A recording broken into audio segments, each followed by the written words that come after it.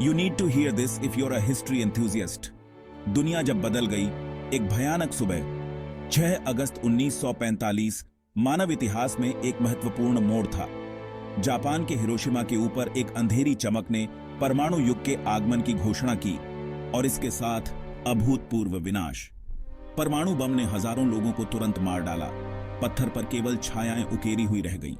दुनिया ने डर के मारे देखा, क्योंकि बचे लोगों ने उस दिन की भयावहता के बारे में बताया।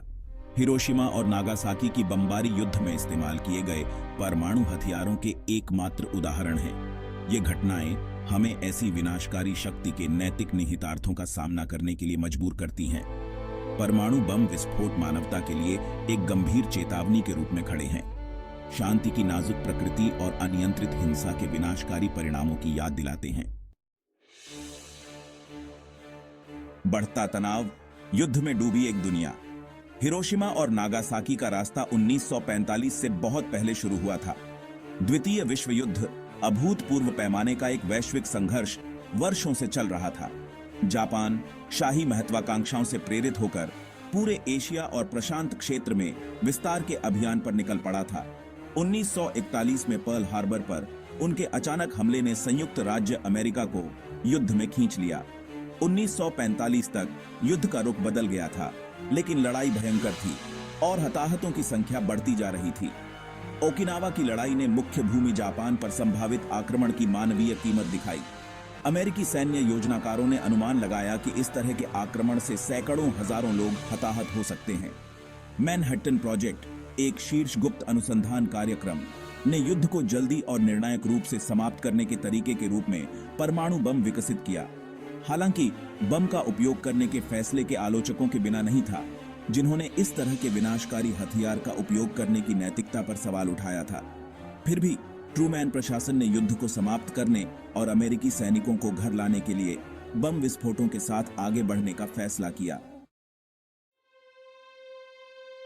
कंगाली में एक राष्ट्र, उसके बाद परमाणु बम विस्फोटों का तात्कालिक परिणाम भयावह था।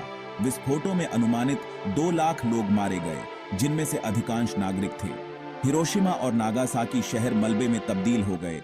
मलबे में आग लग गई। बचे लोगों ने अकल्पनीय आतंक के दृश्यों का वर्णन किया, गंभीर रूप से जलने और विकिरण बीमारी से पीड़ित। जापान ने 15 अगस्त 1945 को मित्र देशों की सेनाओं के सामने आत्मसमर्पण कर दिया, जो द्वितीय विश्व युद्ध की समाप्ति का प्रतीक था।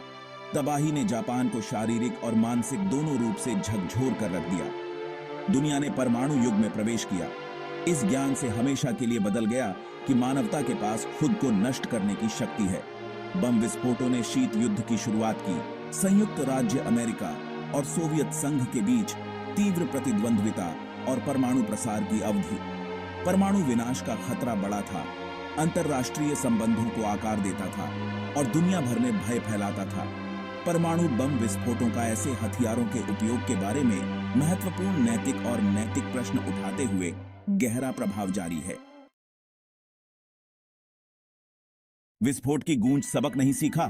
हिरोशिमा और नागासाकी के ऊपर मशरूम के बादलों ने दुनिया पर एक लंबी छाया डाली।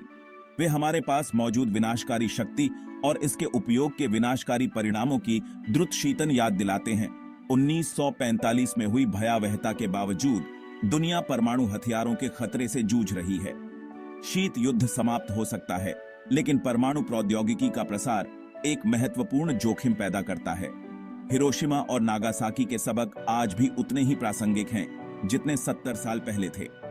कूटनीति, संवाद और निरस्त्रीकरण की आवश्यकता पहले कभी इतनी अधिक नहीं रही। अगर हमें इतिहास को खुद को दोहराने से रोकना है, तो अंतर्राष्ट्रीय सहयोग और शांति के लिए एक साझा प्रतिबद्धता आवश्यक है। बचे लोगों की कहानियां हमें अतीत से सीखने और परमाणु युद्ध के खतरे से मुक्त दुनिया के लिए प्रयास करने का आग्रह करती हैं। आइए हम इन कहानियों को याद रखें और सोचें कि हमने क्या सीखा है। आज भी ये सबक हमें शांति और समझ की दिशा में मार्गदर्शन कर सकते हैं। क्या हम इनसे सीखेंगे और एक बेहतर भविष्य की ओर बढ़ेंगे? यह हम पर निर्भर है। धन्यवाद।